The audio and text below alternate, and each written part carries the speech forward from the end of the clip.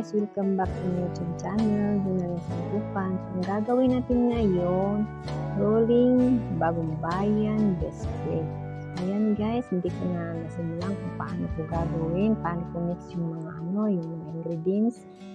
Pero, kung may mga tanong, comment lang sa comment section. Kasi itong paggawa ko nito, nagmamadali, tapos saka ko na rin naisip na i-video ko nung ayan na, natapos ko nang gawin yung yung i-mix yung harina, yung mga ingredients.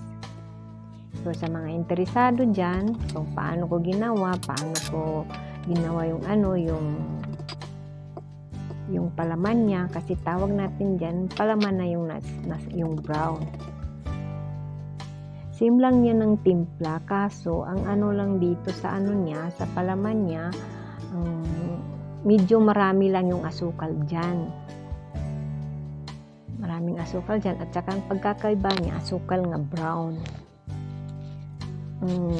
Isang kalahating dalawang basong harina, tapos isang basong brown nga sugar. Tapos may nilagyan natin ng yung bread nga yung giling nga bread. Anong tawag dito? Bread scrap. Ano ba yun? Basta ganun na yun. So, ayan guys. May mga katanungan lang, comment lang, kasi hindi ko na ito kasi nagmamadali ako nung gumawa ako nito, kasi paalis yung amo ko papuntang Riyadh. Inutusan niya rin akong gumawa nung pagkain ng sabi nilang doon ngayong pan na malaki, gumawa ko ng dalawang malapad malaki. Tapos yan, pero sa ko na rin, sa kakulitan ko na rin, pag nag-trip kong gumawa ng kung ginagawa ko kaagad yan. Ayan, binauna nila kasi nakagawa ako ng dalawang Tupperware na puno yun. Tapos yung pagising ng amo ko, kinain nila, parang ginanahan din silang kumain. So ang natira, 1.5 na lang. So ang isang Tupperware pinadala ko sa kanila.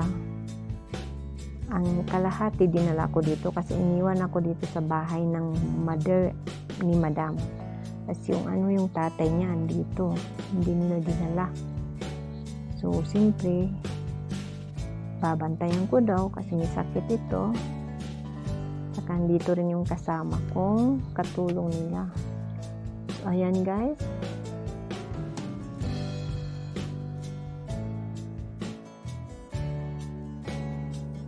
May mga katanungan, pwede niyo akong add sa aking Facebook, Jojo Fernandez, at pwede rin kayo sa aking comment. Mag-comment lang kayo, comment lang. Madali lang yan eh. Very, very madali. Very simple lang. Diba? Ayan.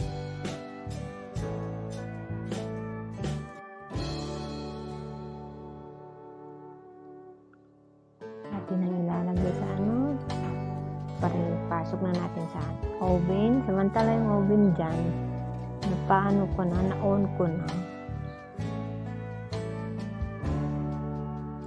Ayan. Pagpasensyanan ninyo ako guys, kasi hindi pa ako masyadong marunong gumawa ng video. At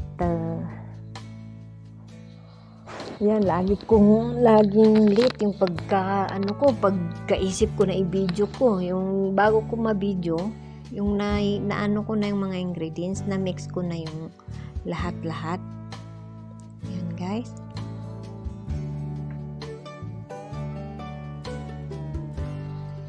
Wala namang problema, sa interesado pwede naman sa aking Facebook, sa aking messenger. pwede nyo akong i-inbox at ako'y sasagot ka agad-agad at A few ipopost ko na rin moments ito sa later. aking Facebook page. So, ayan guys. So, maraming salamat sa nanonood sa aking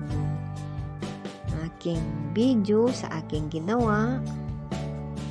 Sa hindi pa nakasubscribe, subscribe na. At nang makita nyo lahat ng aking video, maganda man o hindi. Ayan, bye-bye!